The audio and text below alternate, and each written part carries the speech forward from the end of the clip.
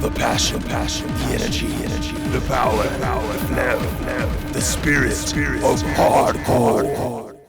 I dedicate this talk to Jay Stark, legend.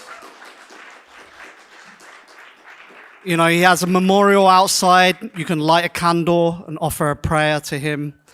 When I was making the quotes, I had to go through loads of his videos.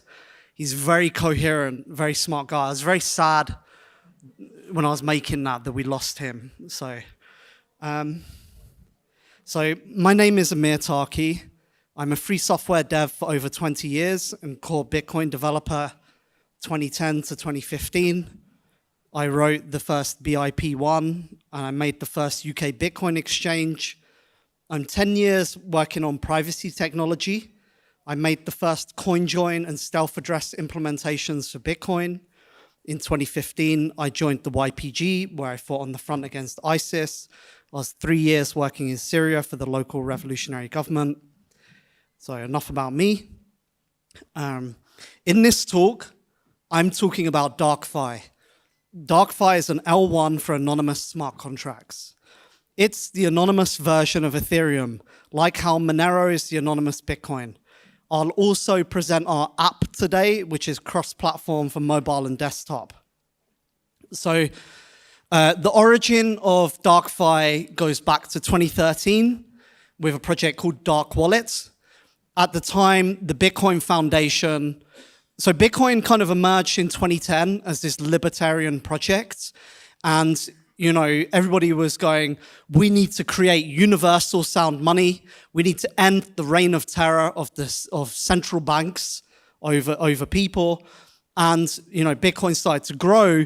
And, you know, late 2012, going into 2013, as that started to happen, new people started to come in. People with suits who would come up to me at conferences and they would go to me, you know, Amir, you're an expert in developing software, but I'm an expert in marketing. And let me tell you how it's done. And they'd tell me, yeah, we need mainstream mass adoption. We need acceptance by the big banks, by the regime of power. And, you know, these people, they started to come along and they're like, oh yeah, Bitcoin, you know, it would have some real use, but it's got these crazy anarchists. And if we can just pry this plaything out of the hands of the anarchists, then we can get it mass adopted. You know, we can have fast, cheap credit card payments, you know, forgetting that now microtransactions are not feasible on Bitcoin. But at the time, that's what they were saying. They're like, oh yeah, you can buy coffee with it. And you know, so they made the Bitcoin Foundation and they tried to do a coup on Bitcoin. They tried to take it over.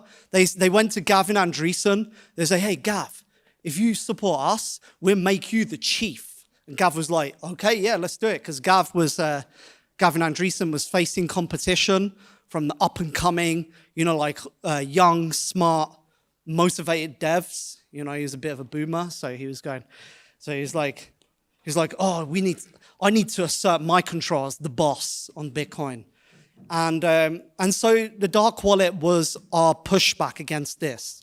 It was most people did not know what was happening in Bitcoin, and we wanted to put a line in the sand to make it clear what was happening. And that you're on the side of the values of decentralization, of, you know, free money for a free society, or you're on the side of, you know, cheap credit card payments and mainstream mass adoption. And so, yeah, we co-founded this. And so that's actually the origin of Bitcoin maximalism. I'm sorry, but it started with that. But I co-founded a project called Dark Wallet with Cody Wilson, who made the first 3D printed gun. Also Vitalik Buterin, who left after a year to go start Ethereum, and a group of Spanish old school narco hackers. And you can go on YouTube and you can find the initial video if you search Dark Wallet.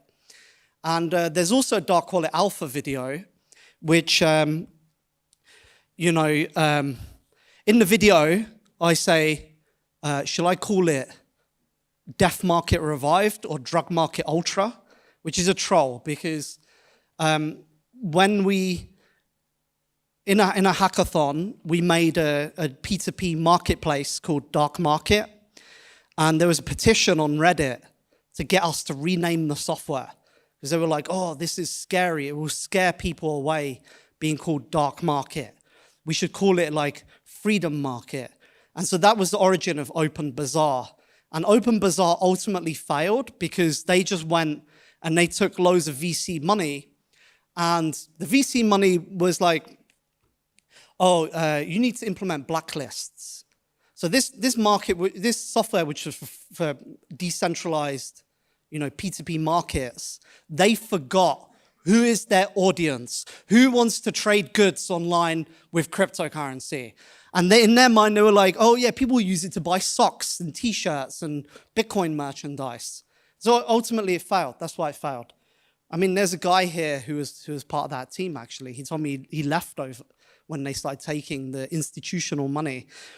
And then the name comes from the speech by the director of the FBI, James Comey. And he says, unfortunately, the law hasn't kept pace with technology.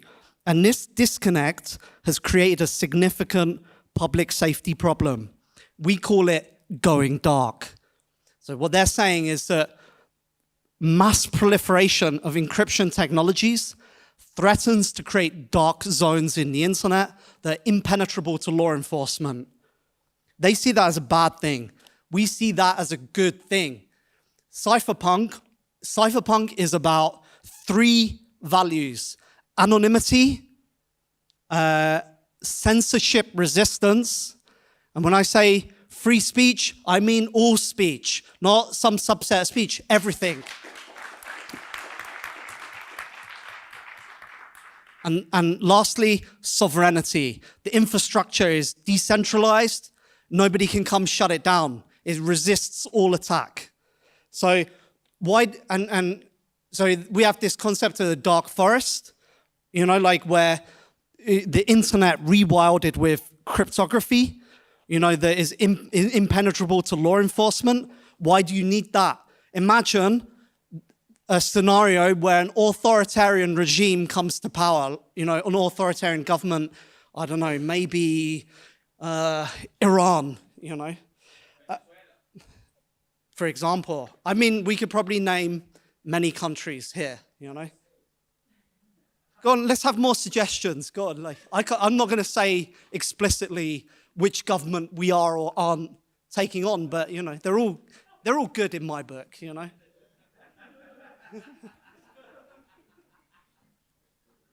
Imagine they start arresting your friends and putting them in jail, and you want to mobilize to create the parallel free society where you can operate.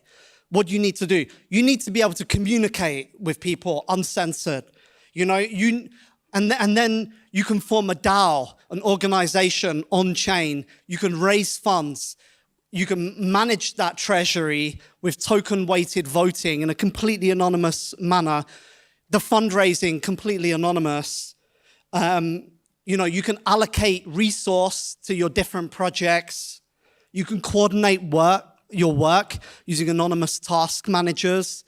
And you can do anonymous trades, swaps, meet up with people, OTC, etc. You can create a parallel economy. You can use that to mobilize, to create your own system, parallel system. Oh, wait, I was already on that slide. That was a mistake, but okay. So, next 5 years or so, there's going to be a major event of huge macroeconomic or political significance. It's happening. We're all seeing the end of globalism in our lifetime. It's like the collapse is happening before our eyes. We now live in the same thing as the people in the Soviet Union lived. I'm not saying we live in the same system. We do not. They're very different systems. But I am saying is that people are so brainwashed by what we're living under, they can't imagine a new system. Everybody in the Soviet Union, they could see that the economy was collapsing in front of their eyes. They could see that what they're saying on the television is not matching the reality, but they could not imagine living in a different reality. They were stuck, mentally stuck. And you see that now, where people are like, oh, but if you have an anonymous platform, how can people coordinate with each other? How can people talk with each other? That was how we did things in the 90s. We were all anonymous. On the internet, we just made up nicknames and we joined channels and we worked on projects. We built Linux. We built tons of software. We built projects. That's why when I was 15, I was like, wow, that is the new economy in the internet. I want to be in that. And I just went on IRC and I started working on projects. Nobody cared who I was or anything. All that matters is you're pushing the code. You're doing the work. That's all that matters. So they have brainwashed us on the internet into thinking the only way you can do stuff is to be completely transparent with your real name. This is a dead end. The dead end is everywhere. So we need to escape these mental traps. And now they're sending devs to jail. You know, people are dying suspicious deaths. You know, the MakerDAO guy, he literally put out a tweet thread about some CIA plot that he uncovered. He turned up the next day dead. They said, oh, he drowned, you know. So it's like, okay, maybe that was a coincidence. There's a lot of coincidences happening. So, with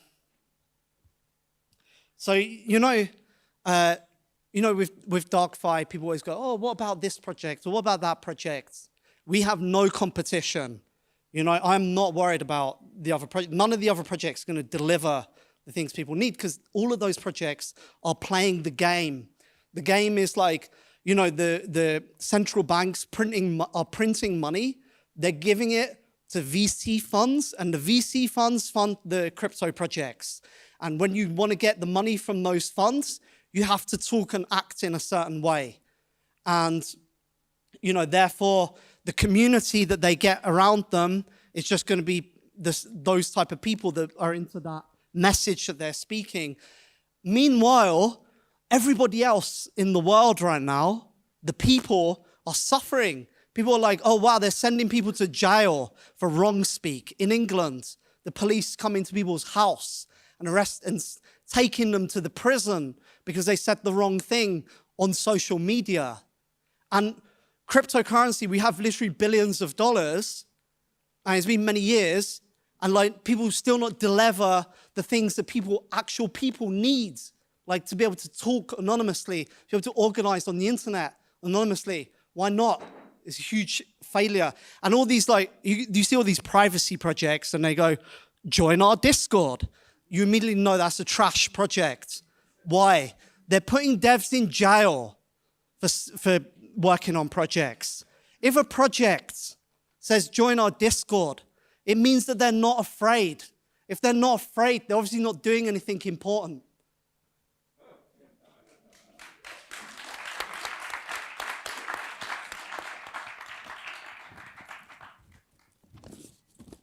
And you know, the state, people always go like, oh, but what about criminality? And, there's a quote by Carl Junger, and he says, the cult of crime is so characteristic of our times. Its dimensions and extent are easily underestimated. It would be no exaggeration to say that 3/4 of literature deals with criminals, with their deeds and their milieu, and that its appeal lies precisely there. This indicates how far the law has become dubious. People have a sense of being under foreign occupation, and in this relation, the criminal appears a kindred soul. What it means is that all the movies or the media is all about criminals because the law has lost all sense of legitimacy. People now are like, oh yeah, criminals. I feel an association with that. And there is a sense that we are under occupation by the state.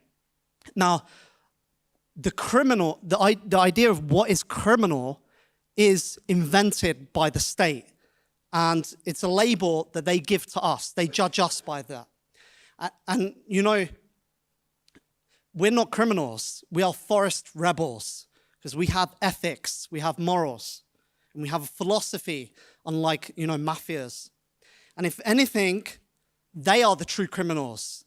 They literally killed 2 million people in the Middle East in pointless wars, completely unjust wars.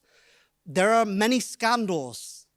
You know, I don't want to get into conspiracies, but there are many bad things that are happening inside of the government. It has become very corrupt. It's like the terminal days in the Roman Empire where there was huge amounts of injustice. You know, we've all seen the corruption and everything that's going on. And all the origin of value is created by free society. The state does not create value. We create value. And in fact, what the state does is that they extract that value from society. So it's a parasite on society. Whenever somebody creates something new, they're a visionary, or they have some idea, they have philosophy, etc. They have some goal. And that motivation is humanity. And that is embodied in society and the world around us. And you cannot judge the rich and the poor, or the oppressor and the oppressed on the same level. So you cannot. So this idea of what is the criminal invented by the state, where they judge us against their standard, their own standard, despite them being the supreme ruler over society, we're not in an equal relationship together. So we are cyber guerrillas, forest rebels. So the reason we like the agora, the free market, free speech, is because it gives power to the people. It gives power to society. The forest is our shield. So the dark forest is the internet rewilded with cryptography, and it allows us to mobilize, it allows us to move and to be protected.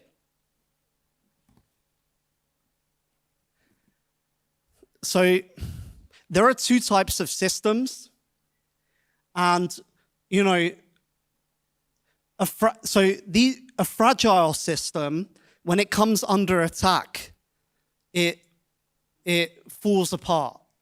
Whereas an anti-fragile system, the more that you attack it, the more you shake it, the more it reinforces itself. It gets stronger from attack. And surveillance and anonymity are in a feedback loop. The more that the surveillance regime and the state cracks down, the more it pushes the need for anonymity. And so these two feed into each other. The more that anonymity exists, the more the authoritarian mask, the mask of the authoritarian comes off, and the more it justifies the need for anonymity. We are now in an inescapable feedback loop. So the feedback loop, they crack down on crypto. It vindicates why crypto exists, and people are like, oh, we need to rally, we need to mobilize. Crypto is literally, cyber money issued by private markets that moves at the speed of light. Fiat moves at the speed of law. And you can send cryptocurrency anywhere in the world at any time, uncensored. They hate that. So as this happens, as crypto comes into its being, that's when we see the true utility of crypto unleashed. That's the design space that crypto was made for. And it hasn't yet been tapped into. Once we tap into that energy, it's like literally the printing press. When that was invented, people tried to shut it down. People were like, oh, the printing press is going to allow the common man to get access to knowledge. It's going to drive him crazy. Cryptocurrency now is the birth of an agorist parallel economic system. And so that's the DarkFi RegFi split. That's like an inevitability in crypto, where the RegFi side of crypto is locked down, and the DarkFi side of crypto is where all the innovation and interesting part of crypto happen. The real use cases. Because let's be real, like what is crypto used for? And also, I don't think people realize how powerful this stuff is, because cryptography, okay, like nature is based on mathematics. Like nature hangs on top of mathematics. That's like the fundamental base layer of reality. You know, they say like violence cannot solve math problems. I explain what does this, let's unpack this, what this means. Because math is something spiritual and very deep. There's like all these symmetries, dualities, fundamental truth. And when we do cryptography, we study a lot of math. Like I study math like every day. I'm like reading, trying to learn, because I'm looking in the math for little tricks, little techniques that I can use to build schemas, to build cryptographic, new cryptographic tools. And these cryptographic tools or schemas allow us to make cryptography applications. And cryptography is literally magic. We are literally summoning the power of Mother Nature to cast a spell that the state cannot defeat. No matter how much violence they use, there's no way of pulling that back. It's impervious. It uses mathematics. Mathematics is ultimate. Nothing bypasses that. So that is a very powerful tool that free society has. We are using the power of Mother Nature to defend freedom and to free society. That's how we know we're on the side of the good, on the side of justice.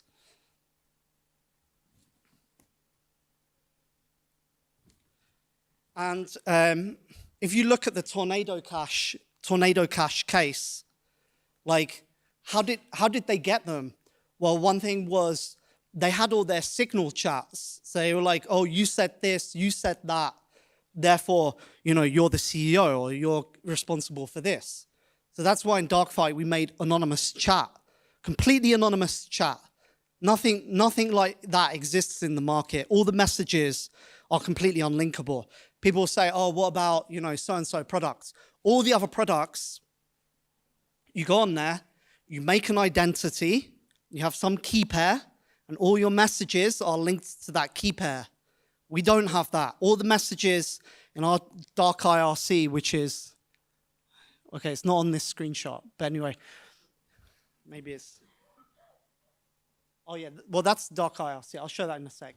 They're all linked together. So if they get one message that they can trace to you, they also trace the other messages back to you. So this is very important, because if we want to as DarkFi, we wanted to be able to develop in public. We wanted to be able to talk about things that you're not allowed to talk about the project in public. We wanted to involve the community. So we're like, oh, we need this anonymous chat to be able to do that, and to allow the community to come in, and for the community to be protected and safe, because people do not want liability for working on a project. The second thing with the Tornado Cash case was they had a DAO. So a DAO, it's democratic. Token, you all have tokens. Your tokens are votes that you can use to manage a treasury.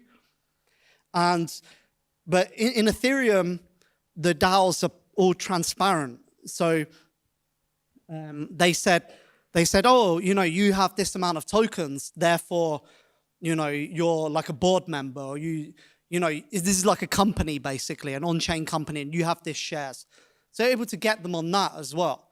So that's why in DarkFi we made the world's first, and so far only, on fully anonymous DAO, everything completely anonymous, with token-weighted on-chain voting. So it's a proper DAO, it's not multi-sig. It's the only one that exists in the world. So, okay, it's not in the screenshot, but anyway. And the reason we made that, yeah, go on. Huh?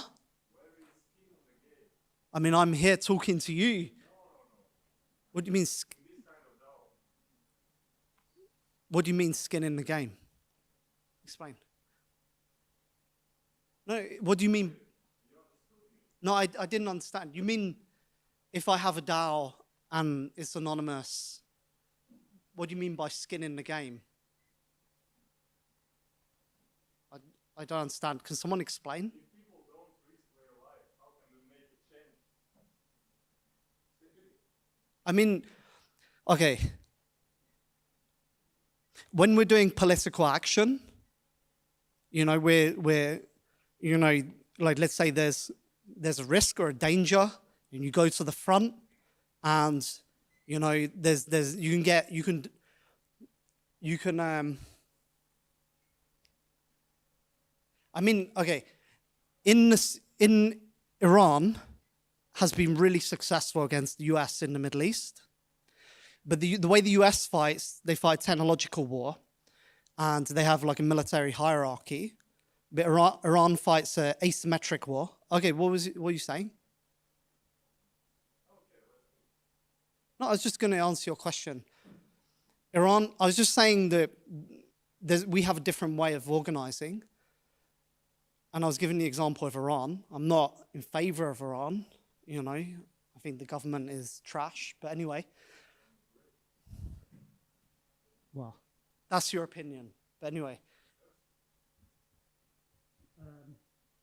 They've been very successful against the Americans because they don't fight wars the same way as the Americans fight wars.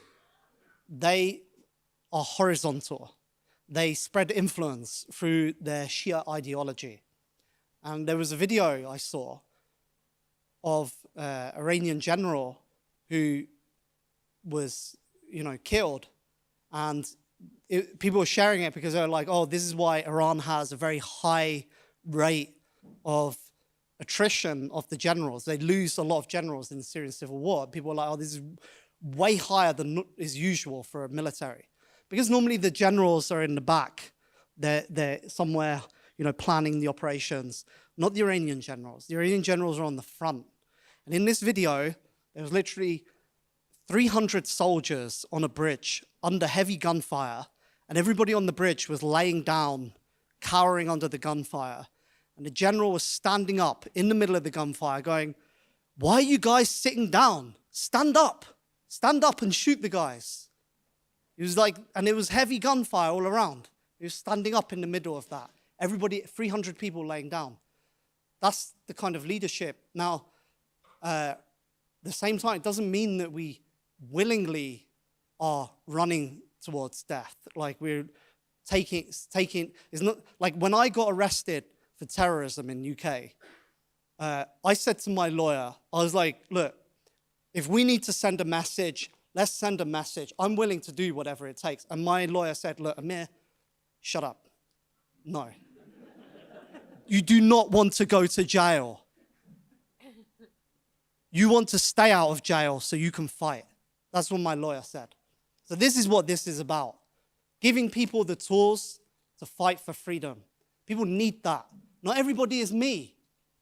Not everybody, like, I have many people around me. And I'm not even that big. I'm like, no, go on, yeah, what? What do you mean? What do you mean? We don't need a state. A DAO is not a state. A DAO is an on-chain organization. Yeah. But anyway. Okay, so why did we make the DAO? We made Assange DAO, which bankrolled Assange's freedom, you know, for 55 million. It raised 55 million. But then it was a very bad situation because everybody in the DAO was completely doxxed.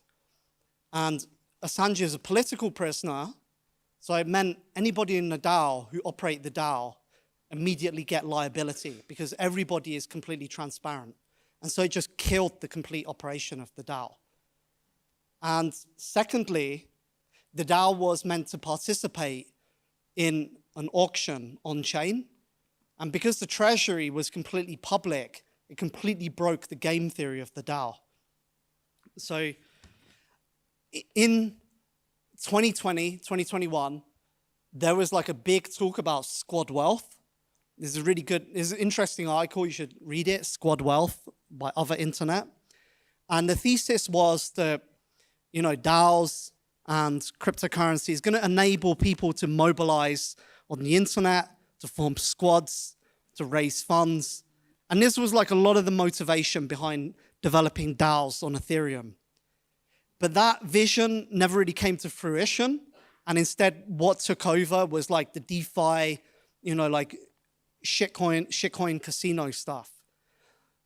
I think the reason why that vision never took off was because it was missing the fundamental thing of anonymity, of allowing people to organize for things that are useful, for politically useful, while remaining protected from liability.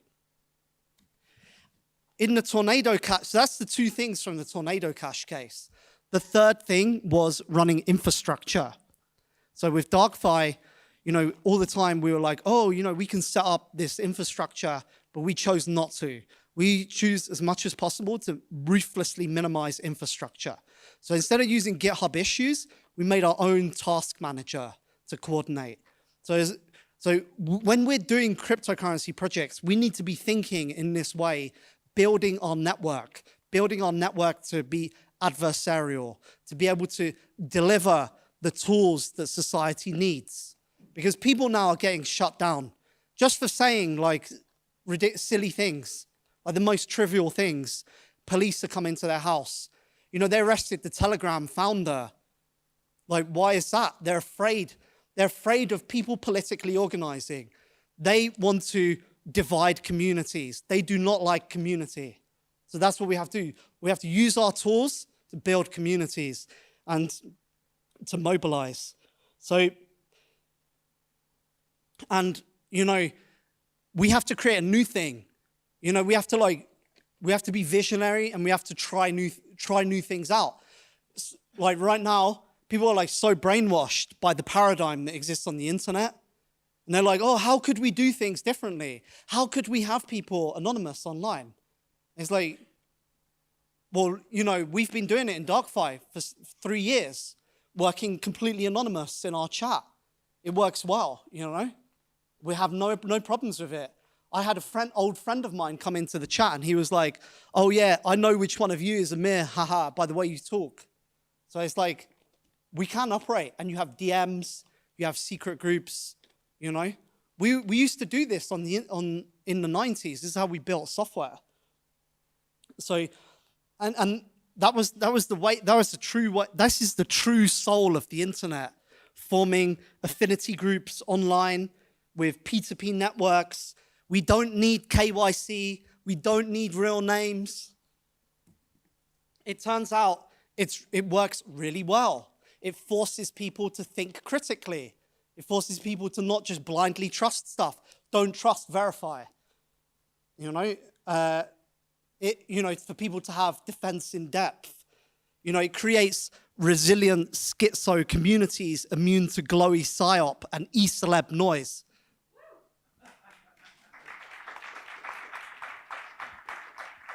So, come home, cypherpunk.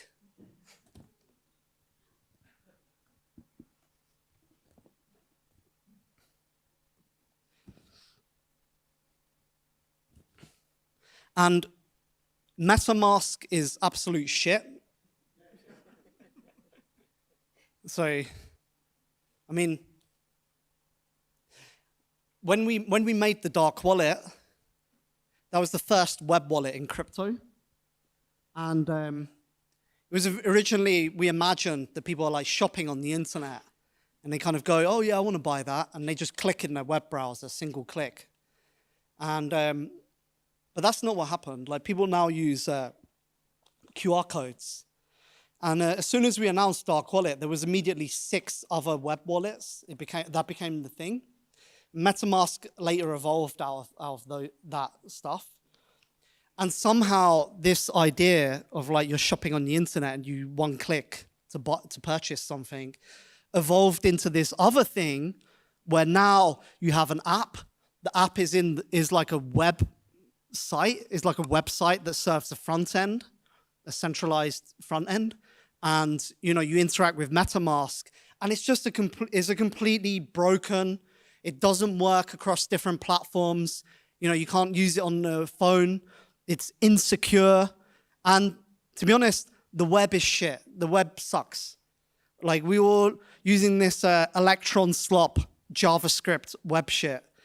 And I was like going through all the movies and the sci-fi UIs in the movies, and you know, this is the futuristic apps that everybody's dreaming of, and yet we're stuck with, you know, corporate Memphis, you know, Google material design, ugly apps with tons of white space. They're crap. They, you know, like you go to order something and it's like laggy and it's just awful. It's just like, why we're not creating that dream that everybody's dreaming about in the movies? Why everybody's following this thing? Why are we not trying to make new ways of doing things? Everybody's stuck mentally. And you know, this paradigm, this like normal paradigm of apps, of UI, the economic model is they look down on people. They're like, people are dumb. And we need to get as many dumb corporate consumers, low IQ cattle, so we can tax them all, so we can all take a bit of money from them.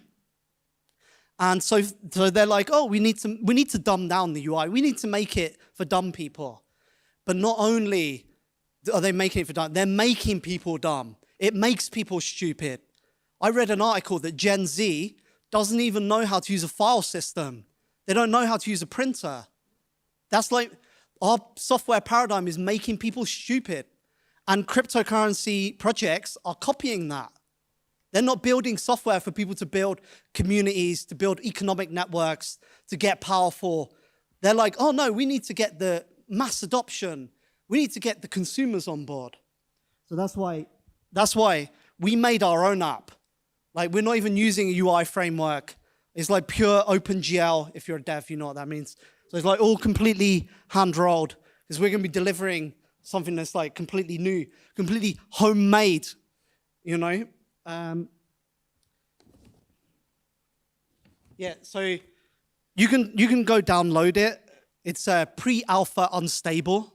So there's a news article recently. It said DarkFi devs create the world's most anonymous chat. And then I like replied and I said, haha, more like world's most buggiest chat.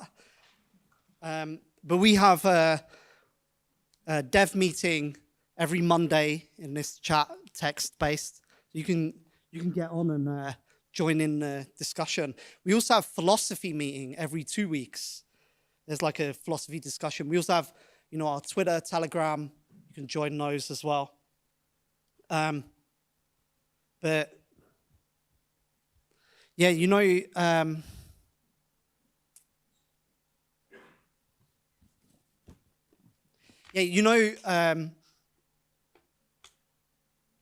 Stallman created Linux. He created Linux in the 90s because he had a vision. He was like, oh, let's create an operating system. He saw what was happening to the computer industry, which he helped create that. And he was like, this was meant to be much more. And he was like, I still believe in that vision of computing. And so he was like, I'm just going to go create my own operating system. And people said, Stallman, you're insane. That's an impossible task for one man. You can't do it.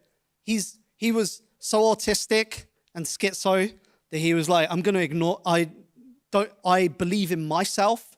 I believe in what I can do. And he went and he just coded like a madman. And he created Linux. And it went bam. And then he shot that out, and that was like shockwaves. Everybody was like, bro, he did it. And everybody started building on Linux. And Linux became a thing. It became like a big movement. And it was like in the early 90s, people were using Linux and they were going, wow, I can do stuff with Linux that I didn't even know the computer could do. The Linux, it's got features that are in no other operating system. You can't find any of this anywhere else in technology. It's power. It's raw power. Then what happened? Other people started to come along, just like what happened in cryptocurrency. Other people started to come along and go, and actually, they had a point. Their point was like, yo, Stallman, we need to take this to the next level. We need to get money. You know, we need to step up our game. We need to be able to fund devs, to fund stuff so we can make this a big thing. And Stallman was like, no, it's free software. He was idealist. And the pragmatists were like, okay, we're just going to cut Stallman out. And they cut Stallman out, but they had no soul. And so they were like, open source and institutional money and what do you call it? You know, utilitarian arguments. Linux, it's more secure. Linux, it's cheaper.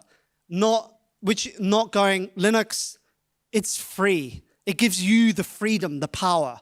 They were like, yeah, that's scary talk. That will scare away the money. Let's put that out to the side.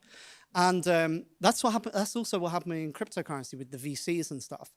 And okay, what happened? Then people started to come along, started to occupy the community, and you know, everybody started going, we need mainstream mass adoption. We need to get the big X involved, which in cryptocurrency was, we need mainstream mass adoption. We need the big banks involved. And with Linux, they said, okay, what's the gold standard? The gold standard is Windows. Okay, we need to be like Windows. And so Linux was always just playing catch up to Windows. And people were like, when they sold Linux, they were like, yeah, Linux, it's the alternative to Windows. And then people were like, alternative? Yeah, it's like, it's cheap, it's free. It's like, oh, a shittier version of Windows, a cheap, shitty version of Windows. That's what Linux became. And instead of being the innovator, it became the thing that was always playing catch up, you know? And then Mac came along and overtook us out of nowhere. Like, damn, we really missed that because they were delivering something new. And then mobile phones came along and overtook us. You're like, wow, we really just missed that as well. So like, that's how Linux dropped the ball. Now, recently, there has been a change in the mindset in the Linux community. There's like a mini Linux renaissance coming on. And Linux has literally, in the last 2 years, doubled market share from 1% to 2%. And it's growing year on year, 1% each time, which is huge in a global market.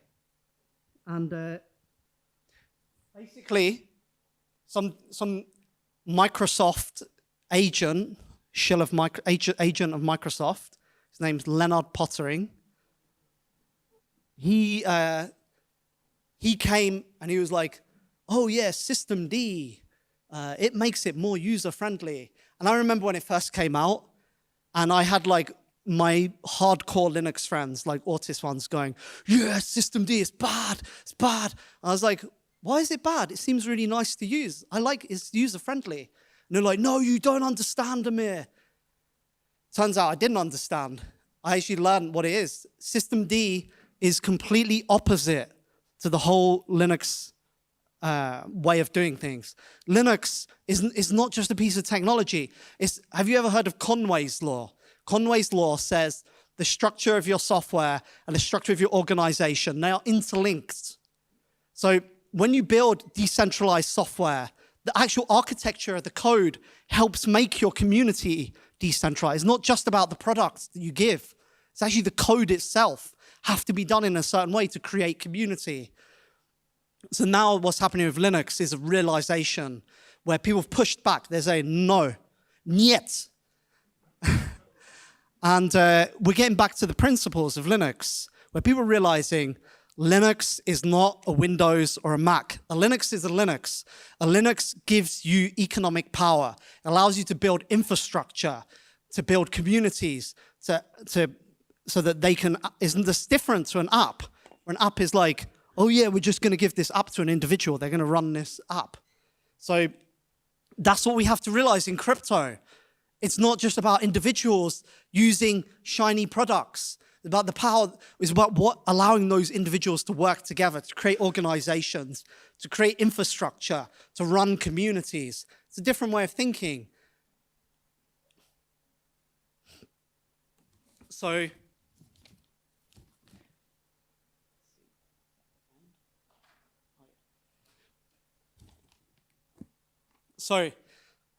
to conclude, the state, they call us criminals, but they're the real criminals.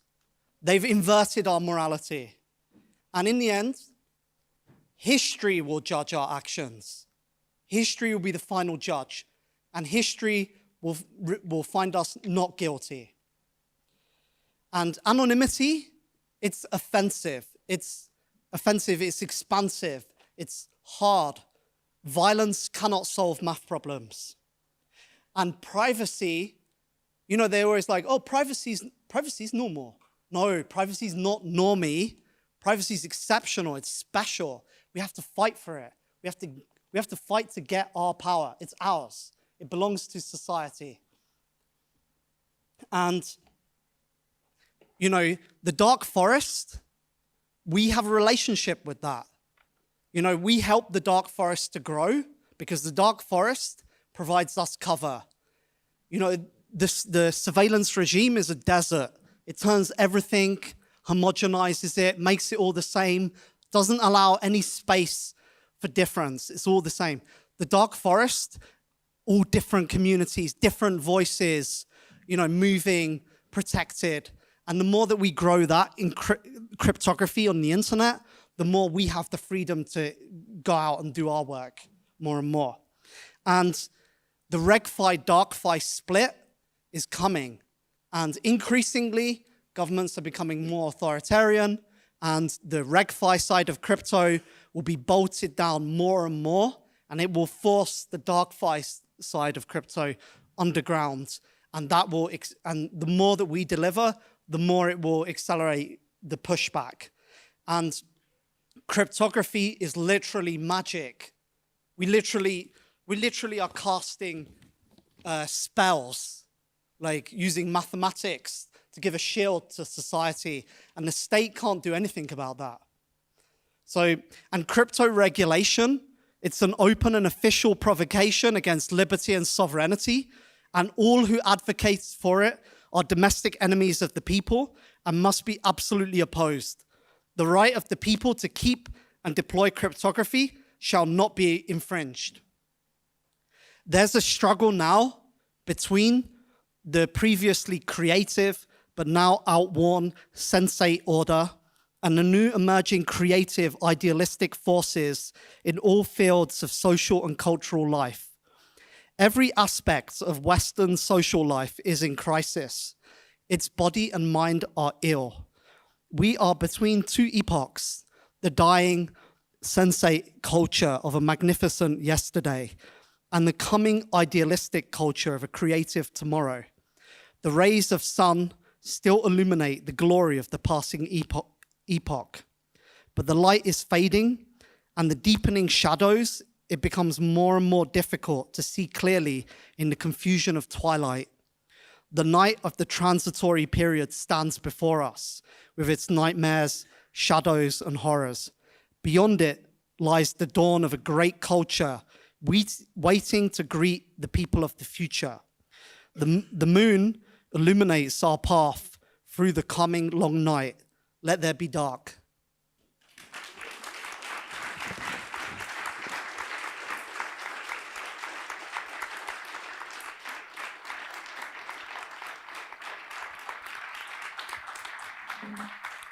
Are there any questions? Questions?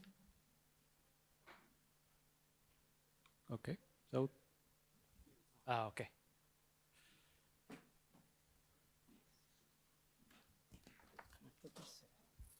I have just a standard question. How do you reason with somebody who says that he has nothing to hide? Doesn't care about that. Do you want to seclude your community or our future community from normies, or like What I was saying what's the is that path? it's not tough. We are in a special time. We are not 10 years ago, etc. Like, it's happening now. People are very upset, and they are shutting down people speaking. They're putting people in jail for wrong speak. It's not some small group of people. It's a lot of people, like half the population in many countries. It's happening now. The need for it is now. But there is also like a huge bubble of people that just are oblivious to that, and they are just consuming more and more. I mean, they are subscribing to more Netflix and Amazons, and you know, I think despite the pandemic, despite the inflation, they are just eating more and more of that shit. So, To be honest, it's not controversial anymore to say the government are bad actors. Like everybody, even like old people now, they're like, oh yeah, the government's bad. It's like very widespread now. There's a strong desire. What I'm saying is that crypto projects, they still are trying to do, marketing where they're non-threatening, where they try to appeal to people, to be safe, to be friendly. They use phrases like privacy is normal. They can have that market. I don't think that's the real market. I think the real market is the one that we're not tapping into yet because we've been playing that game. The real market is the people that are getting shut down, the people that need the tools. And society needs these tools because we're heading to a dystopia.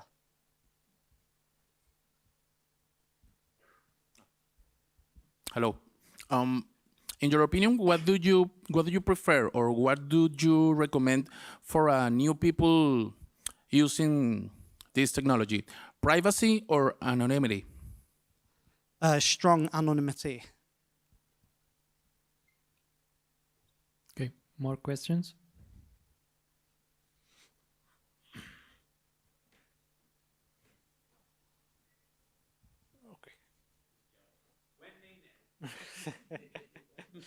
Soon, trademark. TM. How would you define privacy? How would you define privacy? Or Protection against state-level global passive adversary. Stopping the ability of the global passive adversary to see who you're communicating with and what you're communicating. And this is like on an abstract level. So it also includes, like, for example, making payments. They can't see who you're making a payment to, and they cannot see any contents of that transaction.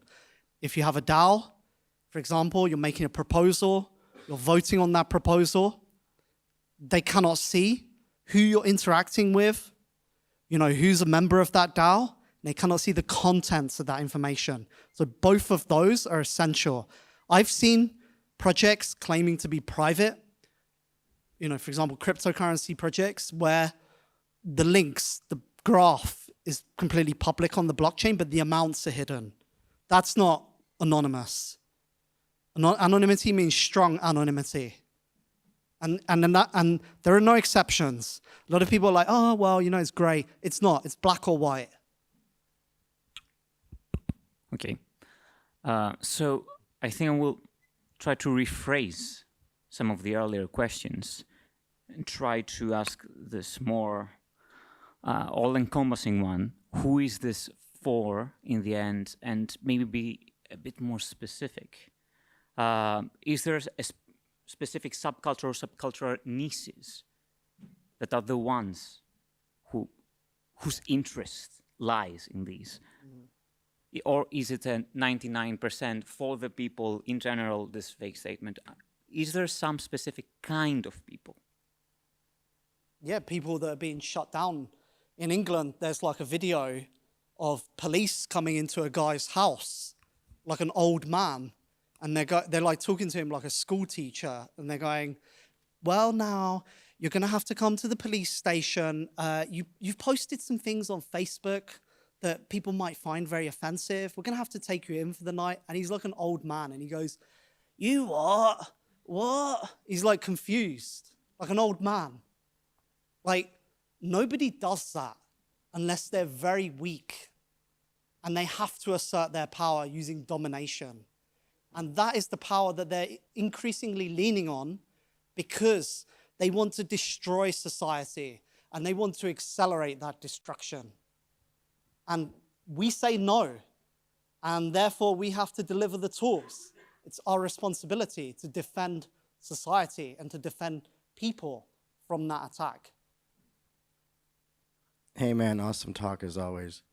I hear what you're saying about the convexity of society, and the next, just like COVID, was this wave that woke up a shitload of people, and they found Telegram, for instance, and that didn't censor like Facebook. The next wave of bullshit will similarly awaken 20, 30, 40% of people that know it's bullshit. It'll be awesome for these tools to be there. So the question is, while not dumbing any of this down for those quote-unquote normies who will wake up, is the expectation that this 20, 30, 40% of pissed off people that suddenly wake up and need tools, that they should become essentially devs? I know you need devs now to build the tools, but is there a meeting point where that grandpa who's getting arrested, who goes, fuck this, I need a better tool, does he also have to learn Linux? Or is there a way to make those tools more accessible to people who are mission aligned, who are bought in to use them? I mean, my mum uses Linux because I put it on her computer and I was like, you're going to use Linux. And then, you know, if something goes wrong, I sort it out for her. Linux is not company, it's community. So you have community of people. It's like a different model of doing things. With the company, if something goes wrong, you're at that mercy of the company. You have to, have you not seen, we've all seen these softwares on the internet where, you know, I don't know, for example, Sonos speakers, where they release a new version of the app and they've deleted some features and the users are really angry and the best they can do is write a petition. It's like really impotent. Or we use iPhones where they're censoring cryptocurrency applications. You can't even choose what software you run on the iPhone. Like, why are we having Stockholm syndrome? So our goal with our software is not to, you know, judge people and go, you know, oh, you're not good enough, you're out. You know, no, we want to, like, if you see the app, we are completely dedicated to making this app one, install and run. No setup, no login, nothing. You just install it and you're good to go. I want to keep that experience. And so we want to make software that people can use, that's usable. Not like ads and spammy everything everywhere. But at the same time, you know, people come, you know, they come to some app or some community and they're like, you know, I want to claim my power. You know, the power is there on the table. So we have to offer that. We have to say to people, look, if you want to have power, you have to learn the skills. You know, this is really good for you to get this. It's good for you to know how technology works, you know? Understand not everybody can do that, but we should aim to create a community of leaders, of empowered, activated people, people that have philosophy, they have technical skills, etc. That's how we're going to grow and create a movement rather than just being stuck making little companies.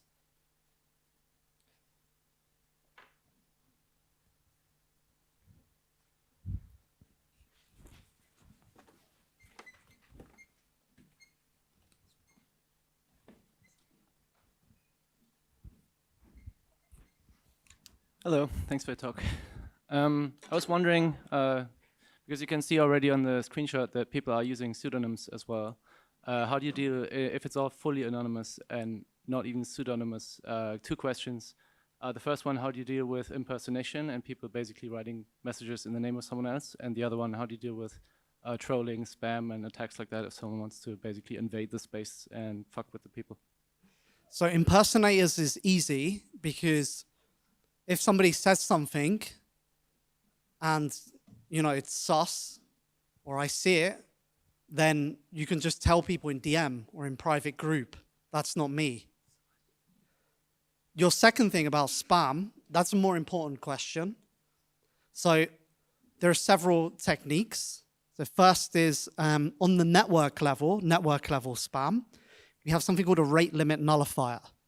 So what that means is that when the network comes under heavy traffic, this thing activates, which is you can have a key pair and you stake some amount of money on a key pair, and every epoch, so every, like, let's say 1 second, you have to produce this rate limit nullifier. And if in an epoch you try to send 2 messages, then you can get slashed. It's like a cryptography primitive. So basically, that is a network level protection against people flooding the network. Okay, so we're not worried about the network. Second, how do you stop channels themselves getting spammy? How do you maintain a high signal to noise ratio? Well, you can have channels where everybody can read it, but only a few people can write it. So you can imagine if you want to gain write access to a channel, to be able to post in the channel, maybe you have to do something. Maybe you have to prove that you have a certain amount of money that you're staking in a key pair, you know, which could be automatic in the software. Or maybe you have to just send a message to someone saying, hey, can I get access? You know?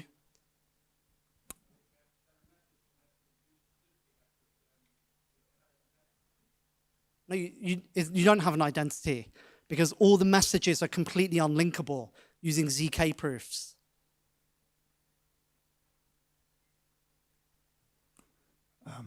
Question about creating movements.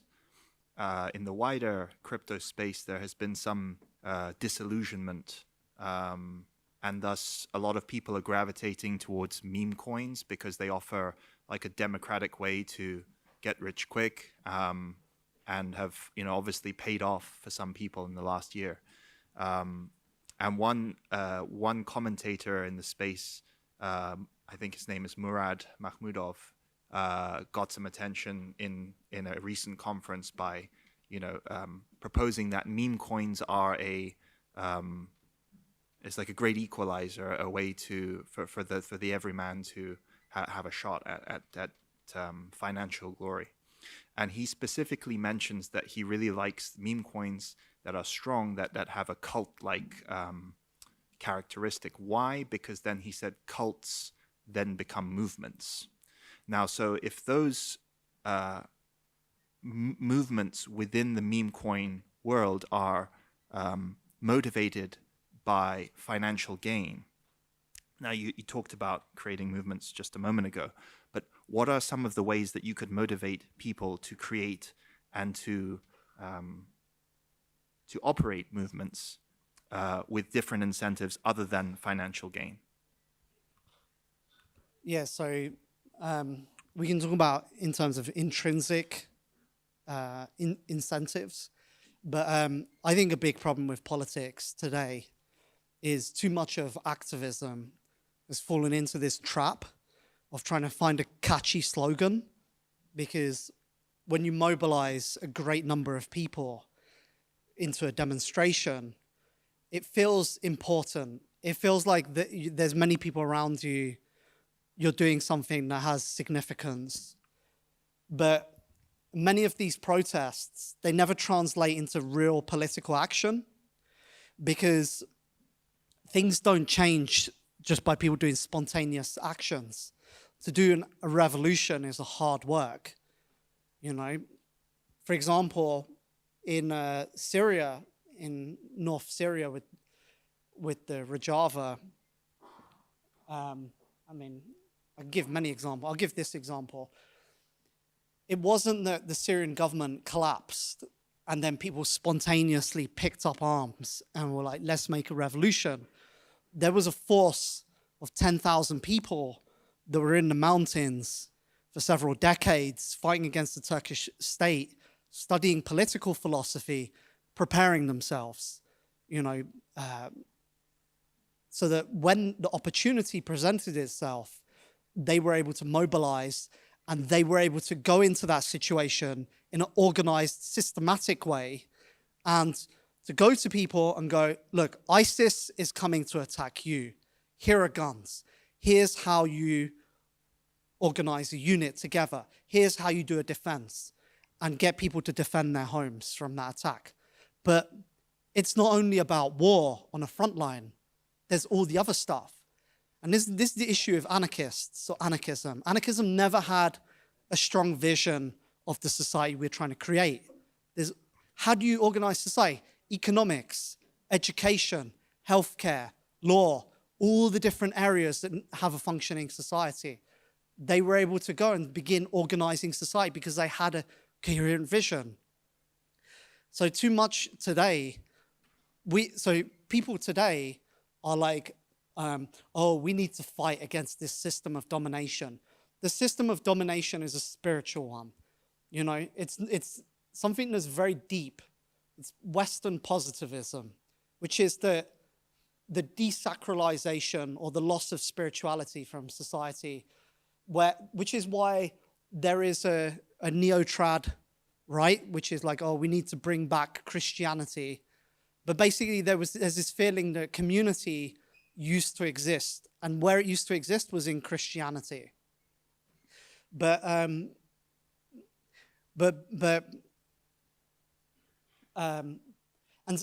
so the way that this system of thought affects people is like, okay, we need to just create a catchy slogan or a catchy meme that will cause people to like mobilize and to suddenly make a big political change. And we had this in Arab Spring. And what happened? In Arab Spring, like literally many people, like literally millions of people came to the streets, they overthrew the government, and then they were like, okay, now what should we do? And in the middle of that came the Muslim Brotherhood. And they were really well organized, they had a vision, and they seized the power. And then all the liberals who went to the street suddenly were like, oh shit, we want the old government back. They were better than these guys. So revolution is the same as any other work. For example, if we make a software project, how do you make a software project? I saw a quote by Steve Jobs where he said, and I'm not promoting Steve Jobs, but Steve Jobs said, the role of a good CEO is to be a storyteller. It's not to be a boss, to micromanage people.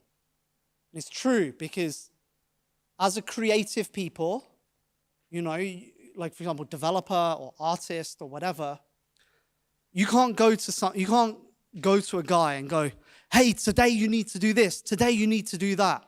I'm being a hypocrite here, but because these things require a lot of deep thought. Like sometimes it takes like months. You're like rethinking, how do I solve this problem? So the role of a CEO is to tell a vision and to expound that vision and to spread that vision throughout the organization so that people embody the philosophy, so that people become autonomous, so people have the initiative to go out and carry forth the mission of the organization or the movement or whatever. And so formulating that vision takes effort and it takes time, and it's basically strategy. Okay, but it's not just about having a vision, being an ideas man, because there's another quote which says that amateurs talk strategy, professionals talk logistics, which is anybody can have some wild idea, which is like, oh yeah, if we had a blockchain and a blockchain on a blockchain, and fancy blah blah. It's like, okay, did you make any of that? Have you made any of that? I see this all the time in crypto on the social media, where it's crazy. Projects are going, they're talking, because this is like how people are pumping projects. They're going, we're gonna do AI agents, autonomous on the blockchain. This is like real. This is what people are saying. And it's because AI is the new cool thing. And everybody's pumping it. It's like, you're talking rubbish. You didn't make any of that, have you? So if you haven't made any of that, it's all just talk. Cypherpunks write code and they ship code. That's all that matters in the end. That's the important thing. Are you delivering? So, okay, one thing is having a vision, and I believe the vision and the philosophy are the core of any organization, and you have to work to, people come and people have fire in their eyes and they want to be part of something, they want to change things. And like, okay, what's next? You have to equip them with the tools that they can use to change the world. If you're a soldier, that's a gun. If you're a developer, that's the writing code. Being able to how do you change the world? What's your way of shaping the world, like physically? So that's hard skills. Or you could be, you have finance knowledge, you know how to hustle. You're a sick designer, etc. So hard skills are really important. It's like, okay, you've got the ideas, how do you put it into practice? But the other side of that is having philosophy. Okay, can you see the matrix? Can you understand what people need? The reason why in cryptocurrency, people are creating garbage and we still do not have the software that normal people need, that everyday people in society, everybody's talking like, oh yeah, I'm making autonomous AI agents on the block. Okay. Do we have anonymous communication platforms? Your project is using Google Documents and claiming to be P2P. What is that about? We have failed. There's a massive failure that projects are using Discord and Google Docs and centralized, transparent platforms where people are being put in jail, people are being arrested. This is real. So the reason that is because of lack of ideological, philosophical development. These two things hand in hand. Okay, so you have the vision of what you're going towards. You have the means of getting there. You need to break it down into milestones. If your end goal is too big, too abstract, too many moving parts, you will never get there because it will just be such a gargantuan, momentous task that you never achieve the goal. You need to have milestones. Milestones are really important for two reasons. First, the intrinsic motivation, where people are like, yeah, we shipped this thing. We accomplished this thing. It raises people morale. It focuses people to delivering things. Second, sometimes your vision is wrong. Sometimes your destination is slightly off and you need to readjust. And that's why market forces are good. They're very harsh. They will discipline you. They will teach you to not be like some intellectual in the corner working on something that's useless. People will tell you this is what they need. And you will see if people need it or they desire it and they want it and they need it. And if you are communicating to people. So, yeah. It's really important